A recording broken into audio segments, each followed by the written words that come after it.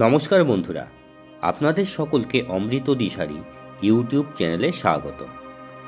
আমরা ধারাবাহিকভাবে শুনছি কালিকা পুরাণ। ইতিমধ্যেই আমাদের দ্বাদশ অধ্যায় শোনা হয়ে গেছে।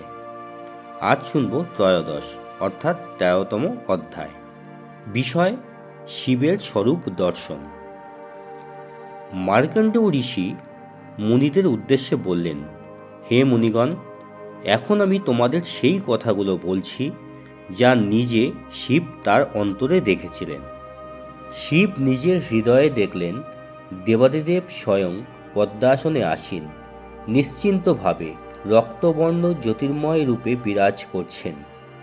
তার চতুর্মুখ ও চতুর্ভুজ যেন তপ্ত সোনার মতো উজ্জ্বল।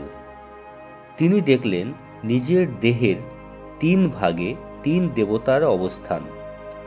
ঊর্ধ্বভাগে ব্রহ্মা, মধ্যভাগে বিষ্ণু আর নিম্নভাগে ত্রিনয়ন শিব নিজে। এক দেহে ৩ মূর্তি, অপূর্ব রূপ ও জ্যোতি। নিজের দেহে ৩ রূপ দেখতে পেয়ে শিব পরম আনন্দে ভরে উঠলেন। কখনো দেখলেন তার নিজের দেহে ব্রহ্মা ও বিষ্ণু ধীরে ধীরে লয়ে মিলিয়ে যাচ্ছেন। আবার কখনো দেখলেন বিষ্ণুর দেহে ব্রহ্মা মিলিয়ে যাচ্ছেন, যেমন জল জলেতে মেশে। এইভাবে হর, হরি ও বিধি অর্থাৎ ব্রহ্মা একে অপরের মধ্যে লয়ে মিলিত হচ্ছেন। এই দৃশ্য দেখে শিব পরম আনন্দিত হলেন। তার মন উদাস ও বৈরাগ্যময় হয়ে উঠল। শিব দেখলেন এই সমস্ত পৃথক পৃথক দেহ আসলে এক আত্মায় মিশে আছে। তারপর তিনি দেখতে পেলেন ব্রহ্মা কিভাবে প্রথমে অসংখ্য জীব ও জগৎ সৃষ্টি করলেন। তিনি দেখলেন পদ্মজনী ব্রহ্মা প্রথমে প্রকাশিত হলেন, তারপর নীলকণ্ঠ মণির মতো উজ্জ্বল বিষ্ণু প্রকাশিত হলেন। এরপর শিব দেখলেন দক্ষ প্রজাপতি ও তার মানস পুত্রগণ, যেমন মরীচি প্রমুখ, 10 জন ব্রহ্মাপুত্র এবং তাদের পত্নীগণ, বিরিণী, সতী, সন্ধ্যা, সাবিত্রী প্রভৃতি ধীরে ধীরে প্রকাশ পাচ্ছেন। তিনি দেখলেন রতি ও কামদেব বসন্ত দেবতা সহ বিরাজ করছেন। আবার দেখলেন ঋষিগণ, দেবতা, মেঘমণ্ডল, সূর্য, চন্দ্র, বৃক্ষ, লতা, নদী, পর্বত, নানা জীবজন্তু, মানুষ, যক্ষ, রাক্ষস, অপ্সরা, কিন্নর প্রভৃতি সৃষ্ট জগতে বিচরণ করছে। মৎস্য, কচ্ছপ, কীট পতঙ্গ, পশু পাখি সবাই আনন্দে মগ্ন হয়ে আছেন। দিন রাত্রি চলছে সমভাবে। শিব আরও দেখলেন কেউ হাসছে, কেউ কাঁদছে, কেউ দৌড়াচ্ছে আশার পেছনে, কেউ হতাশায় কাতর, কেউ গর্বে ভরে উঠেছে, কেউ অলঙ্কারে সজ্জিত, কেউ রঙিন বস্ত্রে সুশোভিত।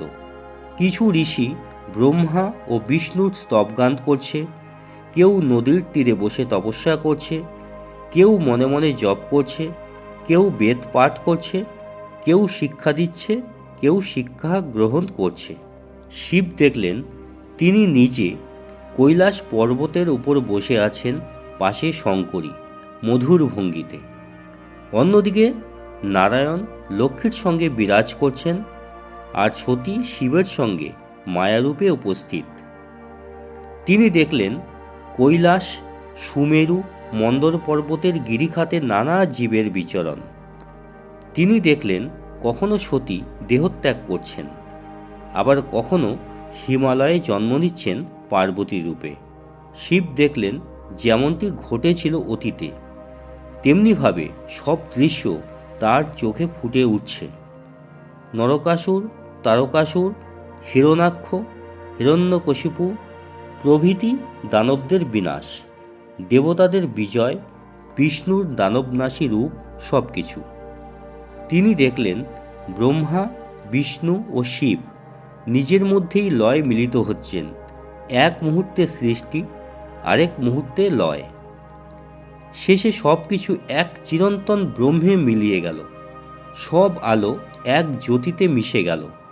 তখন আর ব্রহ্মা, বিষ্ণু, শিব আলাদা রইলেন না, সব এক হয়ে গেলেন। যখন সব আত্মা এক আত্মায় মিলিত হয় তখন আর ভেদ থাকে না। শিবের দেহ থেকে নারায়ণের তেজ, নারায়ণের দেহ থেকে আবার শিবের তেজ প্রকাশিত হয়। ঠিক তখনই প্রকৃতি শিবের দেহে প্রবেশ করলেন নিঃশব্দে, অদৃশ্যভাবে। তারপর শিবের ধ্যান ভঙ্গ হল এবং তার মনে সতীর প্রতি গভীর অনুরাগ জেগে উঠল। বারবার তিনি সতীর মুখ দেখতে লাগলেন, কৌতূহল বাড়ল। এমন সময় তিনি দেখলেন মরীচি ও অন্যান্য মানসপুত্রগণ কাছে ব্রহ্মা, বিষ্ণু ও অন্যান্য দেবতারা আছেন, কিন্তু সেই পরম জ্যোতি আর দেখা যাচ্ছে না। ভেতরের আধ্যাত্মিক সত্য যেন অন্তর্ধান করেছে, আর বাইরে শুধু মায়ার কাণ্ড চলছে। তিনি বুঝতে পারলেন সেই পরম পুরুষ, প্রকৃতি ও কাল এরা একই সত্তা, কিন্তু এই জগতে তাদের দেখা পাওয়া বড় কঠিন। শিব অবাক হয়ে গেলেন, কোথায় সেই বিরাট রূপ, কোথায় সেই এক তিন সত্তার মিলন? সব যেন আশ্চর্য ও রহস্যে ভরা। তিনি তখন নারায়ণের দিকে তাকালেন এবং সব কিছুর কারণ জানতে চাইলেন। নারায়ণ শিবের মুখ দেখে হাসলেন ও বললেন, হে শঙ্কর, তুমি ধ্যানের মাধ্যমে বুঝতে পেরেছ যে ব্রহ্মা, বিষ্ণু, শিব তিনে এক। প্রকৃতি, পুরুষ ও কাল সব একই ব্রহ্মরূপ। এই জ্ঞানে তুমি ব্রহ্মতত্ত্ব উপলব্ধি করেছ। একজনই আছেন যিনি অংশরূপে শরীর ধারণ করে নানা রূপে প্রকাশিত হন। শিব বললেন, হে নারায়ণ, এখন আমি সব বুঝেছি। এই সংসারে তিনি ছাড়া আর কিছু নেই, সব তার আশ্রয়ে আছে।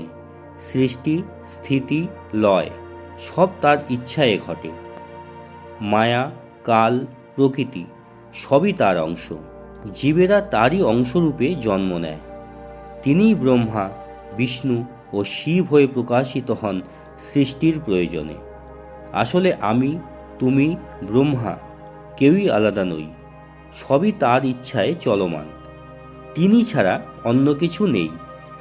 এই কথা শুনে নারায়ণ মৃদু হাসলেন ও বললেন, যদি হরি, হর ও বিধি তিনজন এক সত্তা হয়, তবে তুমি কেন ব্রহ্মার প্রতি রুষ্ট হলে? যখন তিনি তোমারই দেহ থেকে জন্মেছেন তখন তাকে হত্যার চেষ্টা কেন করেছিলে? আত্মার অংশকে আঘাত করা মানে আত্মহত্যা করা। তুমি যদি ব্রহ্মাকে ক্ষতি করো, তার ফল তোমারই ওপর পড়বে। এই কথা শুনে শিব নারায়ণের বচন হৃদয়ে গ্রহণ করলেন। তিনি তার ক্রোধ ত্যাগ করলেন এবং ব্রহ্মার প্রতি মন শান্ত করলেন। এভাবেই ত্রয়োদশ অধ্যায় সমাপ্ত হল। পরবর্তীতে 14তম অধ্যায়ের জন্য আমাদের নজর রাখতে হবে অমৃত দিশারি ইউটিউব চ্যানেলে।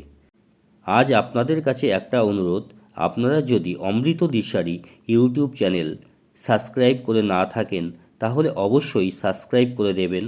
তারপর লাইক, শেয়ার, কমেন্ট ইত্যাদি তো আছেই। সবই আপনাদের ওপর ছেড়ে দিলাম। যাই হোক, আজকের মতো বিরাম নিচ্ছি। নমস্কার। জয় মা কালী।